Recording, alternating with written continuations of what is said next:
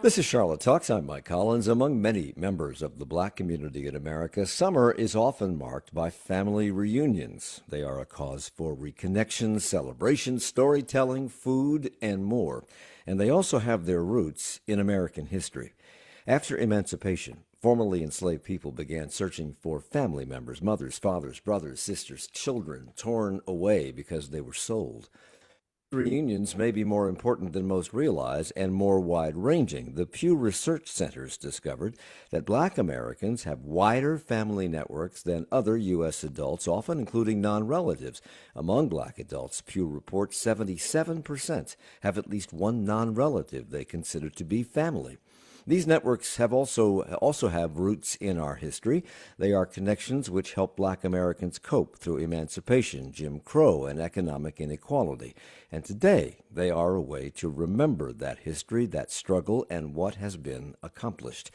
And here to paint an even better picture of the importance of these events is Ernie Suggs. He's a journalist with the Atlanta Journal-Constitution who writes about race and culture. He joins us along with Jasmine Ballard, founder and executive creative director at Melanotion, which describes itself as the living archive of black memory, an organization dedicated to preserving stories, wisdom, and lived experiences of marginalized communities with the belief that memory becomes medicine. And Dr. Denise Spruill is with us. She's an adjunct professor and director of the Ronald McNair Scholars Program at Johnson C. Smith University. Good morning, everybody. Thank you for being here. Welcome. Good morning. Good morning. Morning. Ernie, I'm going to start with you. You've written a lot about this, and lots of families have reunions. So, was my explanation of black family reunions sufficient to understand what makes these different? Yeah, it was perfect. I mean, I think that what we're looking at when we talk about Black family reunions is that we do it more than other ethnic groups across the country, and I think we do it more because we have more at stake. We have a deeper, well, I don't want to say a deeper legacy, but we have a legacy that was built on trauma. A lot of stuff that we deal with, and your listeners will understand this.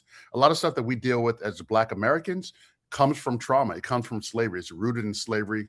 It's rooted in how we had to respond to our emancipation, some 150 so years ago, and a family reunion. And I didn't realize this until I started researching it. But once I started researching it, it became crystal clear that our use of family, our embrace of the family reunion comes directly out of our separation from family. The fact that during slavery, during the time in which we were slaves, in which we were enslaved, the concept of a Black family did not really exist, if you really, really think about it, because we could be taken away from each other so quickly. So once we became emancipated, and we can talk about this later, and I'm sure our other guests can talk about this as well. Once we became emancipated, the concept of family became so much stronger, and we reached out to reconnect our families, and that's why the family reunions became such a big part of who we are as a culture. Yeah, you couldn't take them for granted. You couldn't take families for granted because you spent a lot, and we'll talk about this. People spent a lot of time trying to find family members following emancipation. Jasmine, for the uninitiated, give me the ingredients for a typical black family reunion. What happens? Well, first of all, I feel like you need the family present, everybody willing to show up. I think it's the first part with an open heart and spirit. I think the second piece of that is actually showing your family history, talking about your family history at these reunions because they're intergenerational most of the time. So the younger people also need to understand all that has happened within the family history and just for everyone across the ages being reminded, as Ernie said, as to why the family is even coming together and just the vast legacy. And of course, we can't forget the good food and music. That was my next question. What do people look most forward to? Is it the food? Is it the conversation? Is it the history lesson? Is it just the getting? What is it? Yeah, so I know just gearing up for my family reunion, which is actually happening Juneteenth in Augusta, Georgia. I think the conversation is the biggest thing for us. On my grandmother's side, we meet about every year, or every other year. So for us, it's just because we are scattered geographically all across, it's important for us to come together and really remind ourselves that our great great great grandmother Lizzie Heath, who started this legacy for us, is still amongst us all today. Dr. Denise Spruill is also with us from Johnson C. Smith University. How different, if at all, are Black family reunions from the reunions of any other family? Because lots of families have reunions, Doctor. Absolutely. And I think just to go back on some of the things you've said in regards to just the history of it, just to put a little bit of data to the context, um, after 250 years of slavery, 4 million people were freed. And it's the ideal of reunion, and to think of roughly half of all enslaved people had been separated either from a spouse or a parent. And 1 in 4 of those were children who were sold apart. So when we think about reunion and the act of coming together after being apart, the number one goal of the newly freed was to reunite families. And so, in the difference is, I think, the historical context of it, the fact that African Americans have made the family reunion an institution. I think it is the history of reuniting, rewriting the narrative of a family, creating the narrative of a family that had once not existed, on purpose. And I think the idea, rooted in creating strength and a safe space, in times, safe space all the time. I think one thing that continues to be different, for African American family reunions, and most importantly, just the oral history. And we can do all the other things with technology, but the oral history, the storytelling, um, the building of family, just sense of pride, I think, is different. Ernie, in one of your posts for the Atlanta Journal-Constitution on Facebook, you say the beauty of Black people is that we are all family. Give me the context of that comment, of that observation. Yeah, I mean, I think that when I said that, I can't remember exactly when I said it, but I can talk about it. I think that when we talk about our separation, when we talk about how African Americans have created a sense of having to build families as well as having to establish their own families. I just got back from Charlotte, ironically, last night, and I was at the Alpha Luau. I'm not sure if Jasmine and Denise are involved in that, but I was at the Alpha Luau, and that's kind of a family reunion. I was with my fraternity brothers, and 500 Black people are gathered to have fun and dance and party and all that stuff. So, and we're most of the people that I met were not family members, obviously, but they became a kinship of a spirited collective group of people who were all had the same goals of just having a good time. And I think that we as African Americans are often searching for family members, or have often, like you mentioned, everyone in our families, Jasmine and Dr. Spruill can attest to that. All of us have family members who are not family members. All of us have cousins who are not cousins, and aunts who are not aunts, that we claim because these are people who've accepted us, people whom we've accepted, whether it's good times or bad times.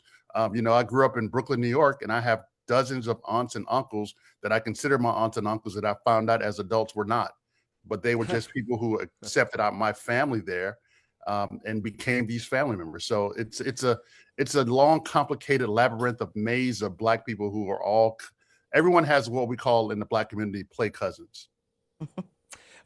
Denise, in that same post that Ernie made on Facebook for the Atlanta Journal-Constitution, he points out that the Pew Research Center says that no ethnic group in the country takes family reunions as seriously as Black people do. Mhm.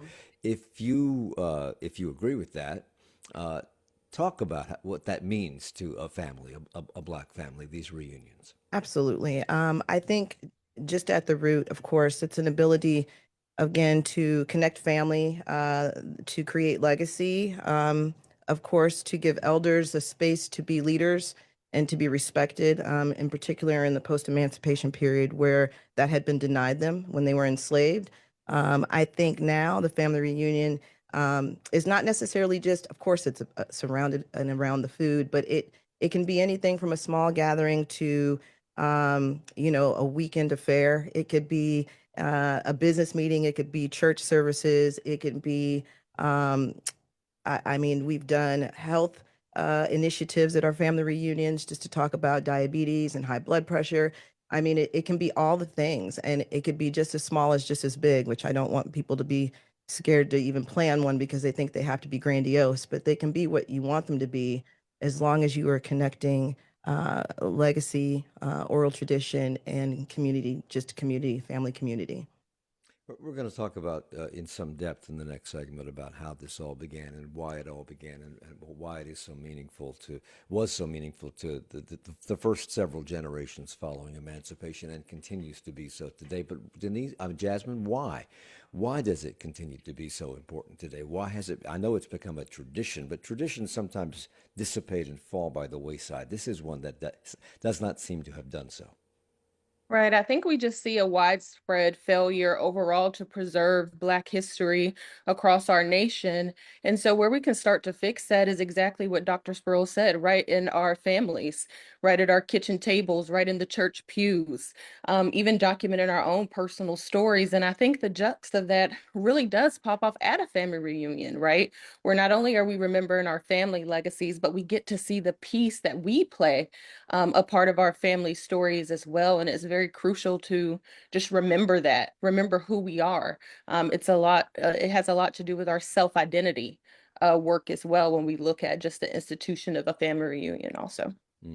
We're going to get into some of the history of all this in a moment, and a lot of folks who are not members of the Black community may not completely understand how this all began or why it all began, but you will if you stick with us. We're talking about Black family reunions this morning on Charlotte Talks on WFAE. Ernie, it is said that African Americans would have been unable to endure the violence and the exploitation, first of enslavement, then of racism, without a strong and cohesive family to provide guidance and education and support and, most importantly, safety.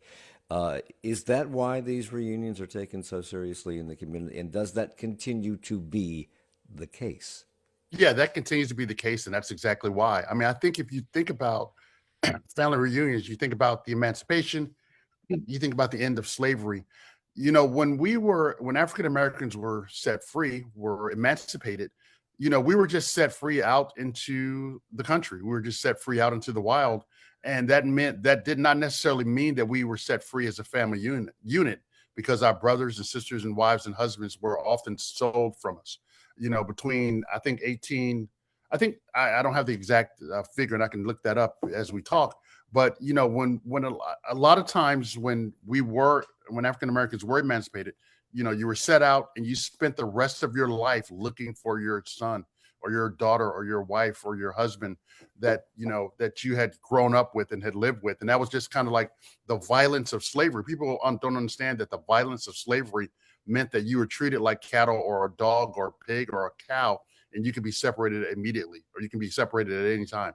So when that emancipation came, people spent the rest of their lives looking for their people. And when you spend the rest of your time looking for your people, when that reunion comes, it becomes this glorious event. And that's kind of why we, even today, look at family as something. I mean, we don't look at family, I don't think we look at it as better or greater than any other ethnic group.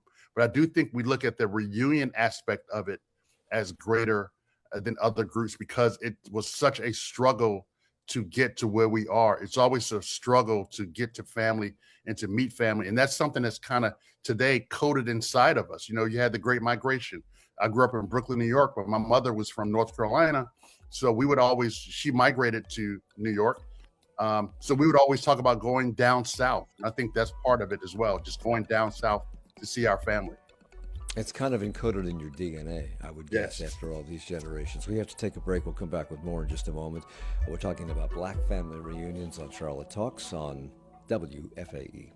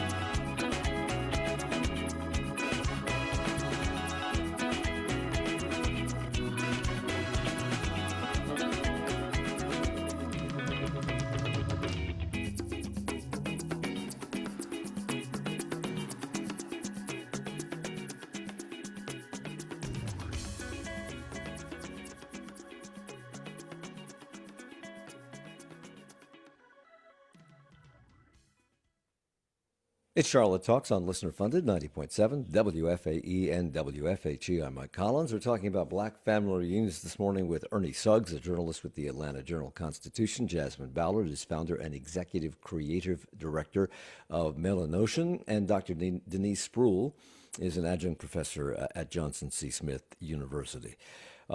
We talked a little while ago about the violence of slavery, and that does not just mean beatings by overseers. It means the fact that people were treated like cattle.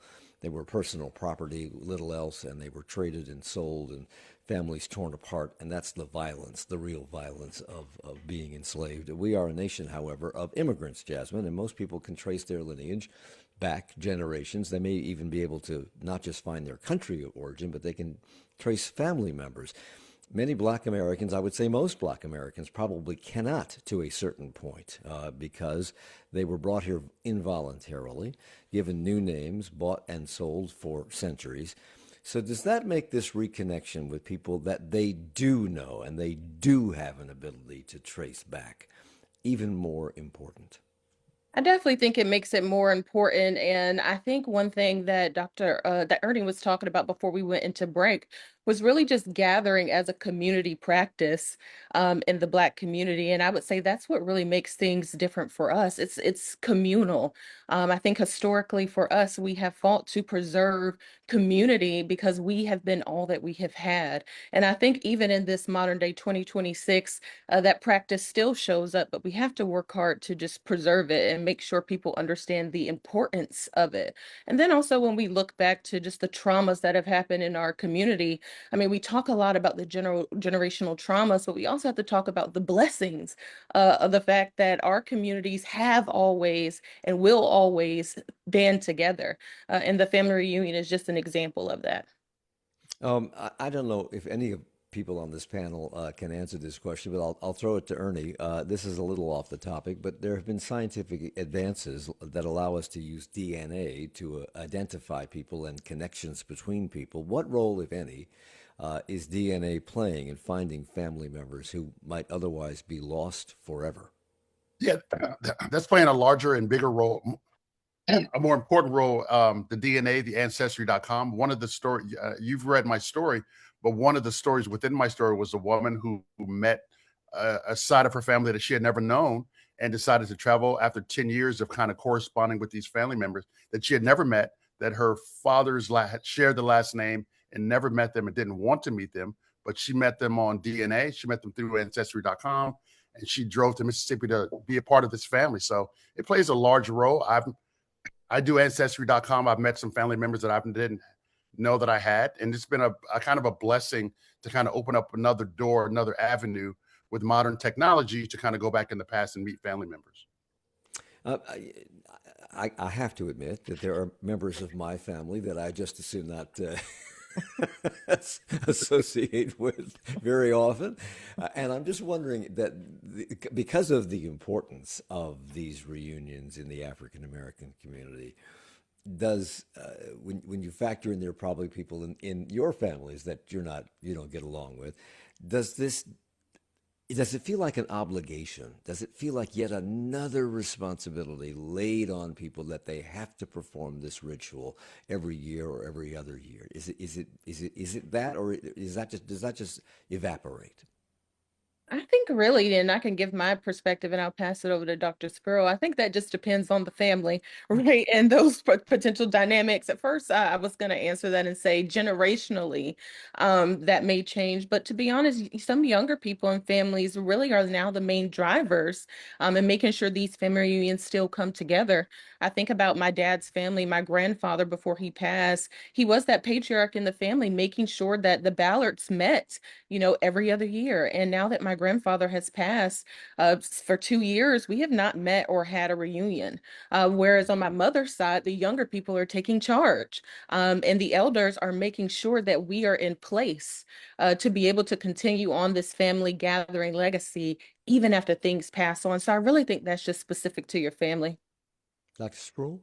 Absolutely, I would agree with that. And the notion of focusing on the positive, right? I think the question is not whether the younger generation will care, it's whether there's a structure that exists to pass, with the knowledge, with the motivation, with the skills of organizing them, to what Jasmine said. And having, I think, Jasmine, you said at the beginning that you're co-hosting, your family reunion, the training up, if you will, the younger generation to participate, I think focuses on the positive. And even when there are challenges within a family, as I'm sure all families have, hopefully it's this time period where family can come together and overlook those things in regards to just talking about legacy and the backgrounds of the family.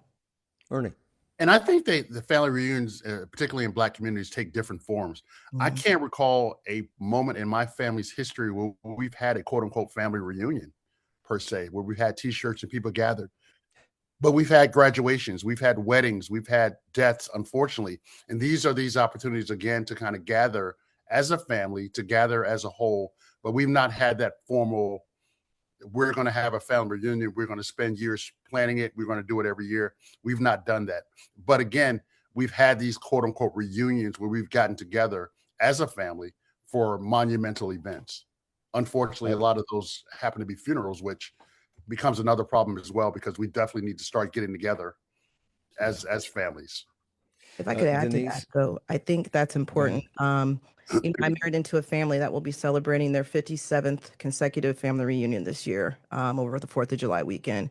And what I can tell you in regards to, we've had loss, we've had weddings, we've had births, but I think what the family reunion does is, in an instant, it will make an opportunity for everybody to share their experience over time, over the time they've been apart. I think that's the most important thing about a family reunion. It's not just focused on one event. I think everybody can come together and share what's going on in their lives at that time. And Ernie, I agree with you. Sadly, even in my own family, we come together just for weddings or for funerals, but we have decided that we need to do better so that we can celebrate everyone in the family in a certain way and have family reunions. Denise, Keith Claybrook, who is a professor of Africana Studies at California State University, writing for a publication called Black Perspectives, says that, quote, the family reunion is a celebration that strengthens bonds and renews love. And he says that celebrations for African Americans are an act of resistance Absolutely. because it engenders Black joy. Is that a widely held view? I would agree with it. Absolutely. And I could say that people would agree with it as well. I think absolutely it's a challenge to the norm of people coming together, having agency to create their own narrative. And so absolutely. And the ideal of celebrating joy, Black joy, I think is a phenomenal perspective, making the family reunion more, to his point, a cultural institution. So absolutely, I would agree with that. Jasmine? And to go off what Dr. Spruill said about just being able to create our own agency and narratives, I think what's really important is when we come into these settings, being able to really talk about the history of our families, right? We know in school and in our institutions what we've learned about Blackness and who we are. A lot of us can go back and trace that slavery, but let's be honest, some of us Black folks have been here and we have roots here. And when we start to open up that narrative with the elders specifically who have those stories, a lot of Black people will see that they've been indigenous to this nation, as well as mixed with African history, Caribbean history. We are the blueprint, and that starts to come out in conversations. Yeah, talk about that, because that's one of the things that we don't learn in school. We don't hear it in history classes. It's a family history, and they're disparate members of the family have completely different experiences depending upon what part of the country they live in, etc. Talk about the educational function of this in terms of informing people who they are and where they came from, because it is said that if you don't know where you came from, you don't know who you are. I'll kick it off here if you don't mind and pass Absolutely. it over. I think for me, just to give a family example, when I sat with my grandfather 6 days before he passed, we filmed his family story and then he passed away. So he kind of shared all this narrative with us about his life, family history that we never would have known, him kind of talking about our roots to slavery, our non-connection to slavery as well, and the land that my family has lived on, it seems for over 100 years, out in North Carolina. I would have never known some of this information if I didn't sit with my elders, my grandparents on both sides of my family, to really just ask basic questions about what was life growing up for them and their time with their grandparents. And I'm talking to my grandparents who were born in the 30s, you know, in early 40s. I would never have a window into that experience. I would only have it from my world history book, you Mm. know, from school. And it's different when you're sitting in the room with an elder who's also had these experiences. Dr. Spruill. Absolutely. I've been teaching African American history for over 20 years, and I will say one of the things I do in most every class is ask students to go home and interview their oldest living relative and to do an oral history. And I think over my years of teaching, I think that's been one of the most profound things where students come back not have known anything, thinking that their immediate family is just from Charlotte and not understanding the implications of migration, of the legacy of their family and enslavement, and all of those things. And so I think education absolutely plays a role in that, and asking the questions. I think to your point about us not knowing a lot about history, I mean, I will say this, ancestry.com has also helped in my teaching too, where I can send students to try to find their family members in that way. And I think for the average non-researching person, things like ancestry.com can definitely connect you to family. And I think Go ahead, Ernie. Go I ahead. think what Jasmine and Denise are saying is so true and so specific. And in 1976, as you all know, Alex Haley published his book Roots, and that was a turning point in terms of family reunions. It was a turning point in terms of Black people trying to connect with their ancestors. And that, as Jasmine said, that oral history is so important. It was so important that you were able to get that family member's story before he passed away, unfortunately. And I think we should all, and I think a lot of family reunions have that as a component of the gathering to kind of get those oral histories. And I think it's so very, very important because these oral histories are going to go away Mhm. if we don't collect them. And I think that Roots and DNA and Ancestry.com are all these kind of avenues that are inside the family reunions, aside from the food and the gathering and the dancing and all that kind of stuff. But to use these opportunities to kind of gather those family stories are going to be very, very important. The gathering of these stories, Jasmine, strikes me as your bailiwick because this is what your organization does. We're in this digital age now where young people, particularly, are lost in their devices. They're lost in their phones. Their heads are always down looking at scrolling stuff. Your organization, Melanotion, sees itself as a movement built on storytelling and preservation and celebrations of cultural heritage and creating connections across generations. Do younger people have the same interest in history and maintaining these connections as the older generation does? I think that we do. Again, I think this is case by case, person by person, family by Mhm. family. But just speaking as a 34 Black millennial in America, I would say that I do, and my circles do as well. I mean, my whole thing is we are the living ancestors today.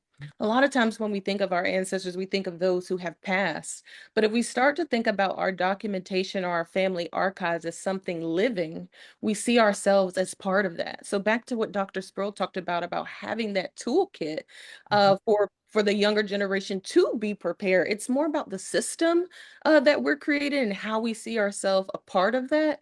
I would say more than just the care of being able to actually continue that reunion. Because once we understand who we are, we know our family legacy, it starts to shape our self-identity, and pride comes with that. And once we build that pride within our families, it's something that we want to continue to remember who we are and motivate us to keep that legacy moving forward. And you have said that in order to grow yourself, you have to know yourself. And if you don't truly know who you are, how can you truly grow? Expand on that. Yeah, I just feel like we can remain stagnant if we don't have one cultural pride of who we are or one self-identity to continue to move us forward. And that's in anything, right? When it comes to family relations, career, self-development as well. And I think historically, Black people, we have not had the ability to fully learn who we are. There's so much hidden around who we are as a people that we should be discovering, asking more questions about. And so, as we've kind of talked about here today, one, it starts with that family, that personal story, that family story, and then that moves on to the community and institutional layer. What we have seen, though, historically through our communities is we're fighting so much for things happening in the community that sometimes we're often losing that family and personal ecosystem story that really shapes what happens in our communities and institutions. You nodded in recognition of that, Ernie, when she was talking about that. Yeah, I think that our stories are, we can't lose them. That's the thing. We can't lose our stories. We have to continue to tell our stories. We have to continue to kind of figure out ways in which we have to tell our stories. When I was writing my story last year about Black family reunions, I was amazed at every family that I talked to, because every family had a different route in which they were finding who their families were and how they were maintaining their family legacies, and how they were carrying forth, which is the most important thing that Jasmine is doing, and talks about how they're carrying forth their family legacies to a new generation. Because, you know, people like Jasmine and her age group, those are the people who are going to have to start carrying forth these family traditions. Because people like me, who are getting older, or people like my parents or whatever, they're getting tired. They don't want to do the family reunions anymore. They're looking for people like Jasmine to kind of take it over. And if people like Jasmine don't take it over, these family stories are going to die. We're talking about Right. the legacy of Black family reunions this morning on Charlotte Talks on WFAE. Somebody wanted to speak, and I didn't see who was talking. Go ahead, Doctor. Absolutely. I was just going to add to that as well. And Jasmine, of course, your generation taking the realm it's phenomenal. And I would just challenge to say too, I have a 16-year-old son who we are beginning to train up. I mean, I don't ever think it's too early for the young people in your family to understand truly how important family connection is. And sometimes I often think the earlier you start, the better off you're going to be. And so again, I agree with the ideal of training up the younger generation.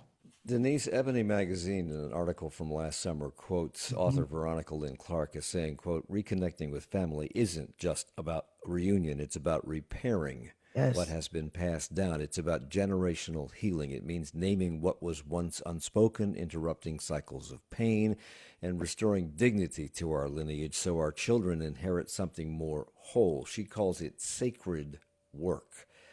I'm assuming you agree with that. So talk about generational healing, about what is being healed in these reunions and how that impacts those involved. I absolutely agree with that. And the ideal of sacred healing, just in regards to, as we talked about earlier, just for 4 million formerly enslaved people who had the number one goal of reuniting family. And it's the creating of a history. I want people to understand the history that was forcibly tried to be erased. And so, again, the healing work is to reunite, create leadership, give leadership roles oftentimes early on to folks who are not allowed to have them in community.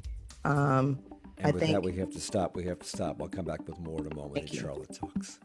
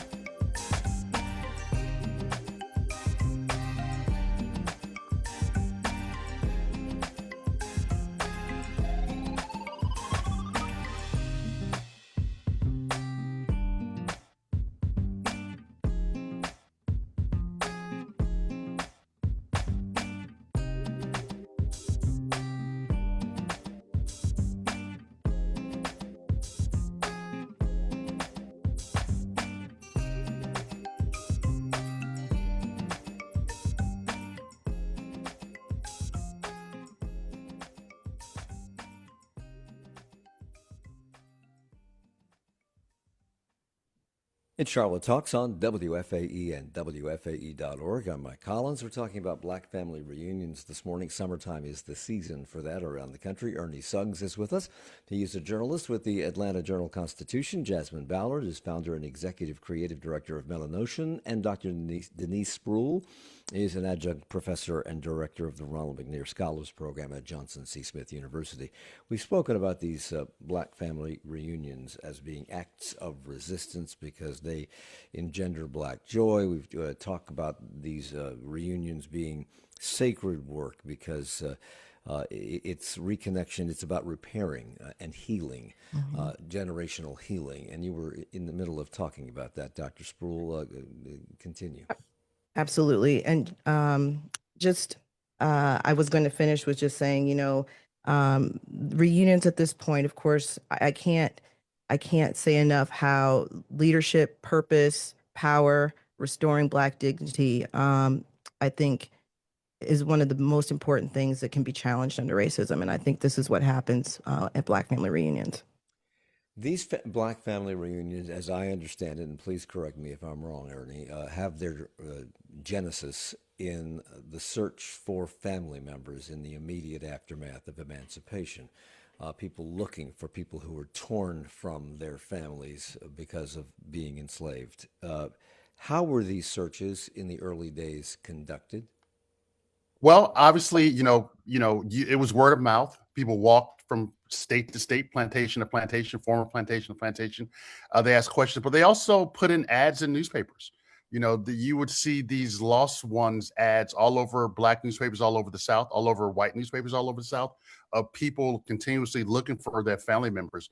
And in my story, particularly, if you give me a moment to talk about this, but in 1917, I work at the Atlanta Journal-Constitution. In 1917, 50 years after the Emancipation Proclamation, and Mr. and Mrs. Johnny Dillard of Lynchburg, Virginia, wrote that I wish to find my 9 children, Molly, Daniel, John, Millie, Tommy, Melinda, Jimmy, Monty, and Margaret Jane, who were last heard of were sold by Negro traders, right for information. This is 50 years after the Emancipation Proclamation in 1917, an ad that they placed in the Atlanta Journal-Constitution, still looking for their 9 children. So when you think about that trauma that we talked about, it was a lingering trauma that lasted lifetimes, and people never stopped searching for family members, as you can imagine. And and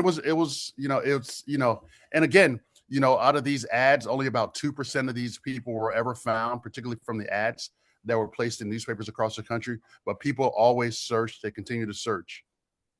What role did black newspapers play in helping people find people?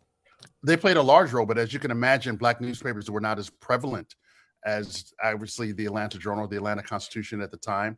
So they played a large role, but it wasn't as prevalent. As I mentioned, in these ads, only about roughly 2% of the ads were actually successful in terms of finding people. So a lot of people were never found, but a lot of people who were found, and a lot of people were never found, but a lot of people who were found, there's no record of being found or whatever. It's never, there's never a follow-up story about someone being found, but it was very, very sporadic. It was very rare. And that's why people continue to search. And that's why people, when they found each other, and that's why family reunions are so important, because the search for family never stops. Of course, we read differently than we did back then, and newspapers are different than they were back then. I can remember a time when the want ads were in every newspaper every single day, and that's kind of what these were. These are little teeny ads, Yes. all different, all having very disparate messages. You really had to stumble upon these things to find them, and I'm curious about the people who read the Atlanta Journal-Constitution at the time in 1917, 50 years after emancipation.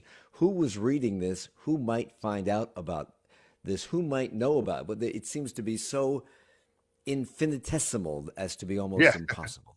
It's so, and you talk about the ads. This ad I particularly read was placed between someone who had lost an umbrella and someone who had lost their silk coat. So that shows just how rare this was, how the value of Black life is put between an umbrella and a lost coat. So that's kind of like, that kind of like shows you just how important this was, but it shows you also how insignificant this was to a larger group of readers who were reading the paper. Denise, did freed, formerly enslaved black people have access to the records of plantations? Because we know that plantation owners kept records and they traded people back and forth and they wrote down what was sold and who was sold. And sometimes there were names attached, sometimes there were not. Did they have access to those records so that they could assist themselves in their search? And they did not. After emancipation, they did not have access to those records, which is why oftentimes, not just newspapers, and I will add to what Ernie said, there were newspapers that sporadically ran ads, but there were some specific Black newspapers that did a really good job with information wanted sections that would take up the whole back pages. In particular, the Christian Recorder, which is, of course, the paper of the AME Church. And again, in about 1868, it was the most published Black newspaper in the country, and always ran some type of a back page with these type of ads. And then you have them sporadically through other newspapers in Tennessee, in Ohio, in California. And so I think along with that, though, we also have to remember just the community networks. Black churches throughout the country were also making these statements. Have you seen, we have someone in our membership who's moved here who knows there's a family member here. So they also use, community networks, church networks, organizational networks as well to find their loved ones. I was going to ask about word of mouth because as Absolutely. people were bought and sold and moved from plantation to plantation, the other enslaved people knew about the history of that person coming into their new family, and would know that they came from Mississippi or Alabama, and here they are in North Carolina, etc. Which was more effective, the word of mouth, talking to people who knew people because they worked with people on various plantations, or were these ads more effective? I mean, I would have to agree with Ernie. Normally the ads are placed and then there's never a follow-up story. So it's kind of hard to gauge in the early 20th century which one was more effective. I don't think the data exists to really guesstimate it. I think the beauty of it is that all these things were working in concert just to get people back together. This reaching out seems very depressing when you realize that the chances of reconnection were slim. But Jasmine Ashante Reese, who's an associate professor of African American and African diaspora studies at the University of Texas at Austin, who is researching Black gatherings, says that what makes reunions so special is the tradition it comes from, this search for family members. And she says, reading those advertisements, seeing that hope on paper, just made me even more committed to this tradition. These are people who are using the last little bit of money or the last bit of social capital that they have. And these reunions honor that tradition. Is she right?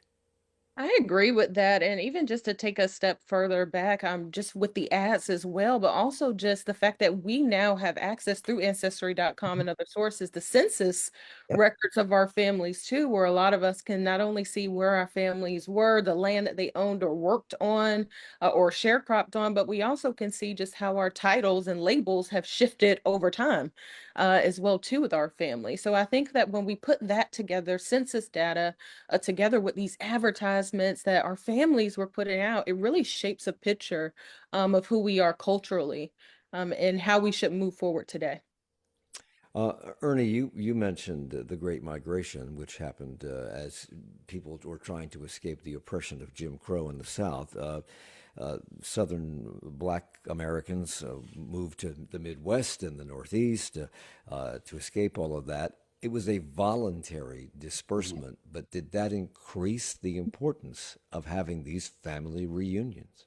Oh, of course, it most definitely. My mother moved, as an example, my mother moved from North Carolina to New York City in the 1960s, and we always talked about going down south. That was the thing, to go down south, to go back home to North Carolina every summer or whatever, to spend summers with my grandmother. So that whole migration to the north, Isabel Wilkerson wrote beautifully about that.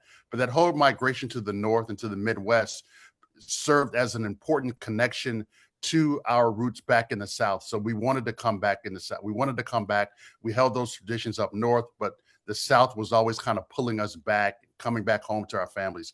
And even if you look at, I know Dr. Spruill is at Johnson C. Smith. I'm not sure where Jasmine went to school. I went to North Carolina Central University. Historically, Black colleges also serve a role. Homecoming serve a role. Homecoming is one of these important things that a lot of people see us do every year. But homecoming is that essence of taking the fact that we attended Black colleges, that we were not able to attend white colleges at a time, and coming back and reclaiming what's ours, reclaiming that part of our family. So it's all kind of part and parcel of Black people taking ownership of how we celebrate who we are as Black people. And if I understand this correctly, although these have always been important, there was this lull in having these family reunions until the publication of Roots, Alex Haley's mammoth novel, and then the TV show. I think people who were not around in the late 70s, who did not experience Roots on television, have no idea how powerful that television show was. Everybody watched Roots. This is a time when network television was all powerful. So am I right in saying, Dr. Spruill, that revitalized the interest in the Black community of finding each other again? Absolutely. I think that was a turning point where it sent families back to family Bibles. It sent people back to different archives, because, of course, this is before Ancestry and everything else existed. And it sent people asking questions about truly their family roots, just as the name of it. I think it it spurred a moment. I actually remember watching it as a child myself. I think it sparked the understanding that the true history of African Americans is much deeper than just slavery. And I think it made families begin to look at their history, want to document their history, want to create family trees, and then, of course, have reunions. Absolutely. Jasmine, has one of the functions or happy coincidences of these reunions over the years been that because of reconnections being made, long lost relations have been discovered? Yeah, I would say so. And I would say even long lost relations just across, people are scattered. We all have busy lives, right? So sometimes we're not even able to check in with family, even in this digital age with all the technology and social platforms that we have. It seems like we're more disconnected than ever to our family, even though we have the connectivity, the accessibility to connect. So I think when we come into these family reunions, we're really able to, I think, like Ernie and Dr. Spruill have already said, spend that time connecting with each other, catching back up, hearing the stories about where a family may be. And they could just be a first cousin who's a state over. And Denise, these family reunions are still ongoing at a time when, as Jasmine just said, we have the ability to connect instantaneously with almost anybody in the world at any time of the day or night. And we can do it not just by voice, but we can do it by Zoom. We can see each other. So has that had an impact on or decreased the necessity of these family reunions? Or can that feeling that you get, that connection that you get from in-person family reunions really be replaced? I will say that feeling of in-person interaction can never be replaced. And, there is research that shows that maybe the younger generation feels that family reunions might not be as important because they can connect and see, day to day what their favorite cousin is doing online. However, I think, again, to Ernie and Jasmine's point, is the ideal of building this into your family will continue to make this want to be an institution in your family. Technology, I know if you use ancestry.com, you can get a little leaf that says you have a connection and you will have met someone that you didn't meet. But it's that in-person connection that truly brings a family together. It's that oral history, that firsthand oral history that you can't necessarily get by just looking at Facebook. I think that is truly important. We're talking about the history of and importance of family reunions among black families in America this morning on Charlotte Talks on WFAE. Jasmine, go ahead.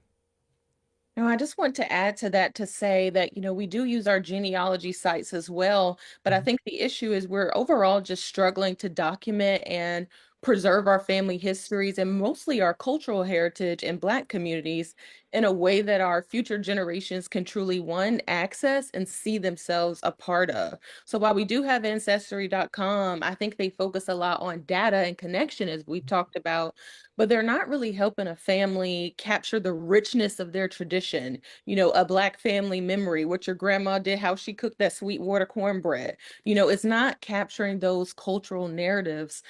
So So near or far, digital or in person, it's something that we have to actively preserve. And Dr. Spruill, that was mentioned in an article a couple of years ago by the Charlotte Observer. They quoted a psychologist, Rosalind Newton, who shared a story about her own family reunion traditions, and she says it's especially important for minorities to know their family history, to pass on information, and for their emotional health. It helps us be more aware and more supportive of one another on the whole. Is that how it's viewed? I think so, and I agree absolutely with Jasmine. I think family reunions create an opportunity to create context for the photographs, for the documents, for the recipes, for the family heirlooms, just to give a meaning. The in-person part, I think nothing can take the place of that. And to your point, Jasmine, again, the ability to figure out who started quilting and what recipe works and all these things cannot be found digitally. And so, again, I just think in-person reunions just create that context. Ernie, I have about 20 seconds left. I'm just curious why these happen in the summer. Well, it's simple. School's out. School's out in the summer. People can travel, and you can get parks and all this kind of stuff. So yeah, that's the best time to have it during the summer. And Jasmine, I wish I had time to ask you more about this quote that you have here. Memory is medicine, wisdom is inheritance, but that'll have to be a topic for another day. Jasmine Ballard, founder of executive creative director of Melanotion, Dr. Denise Spruill with Johnson C. Smith University, and Ernie Suggs, a journalist with the Atlanta Journal-Constitution. Thank you all for the hour. Thank you. Thank you. Charlotte Talks is a production of 90.7 WFAE.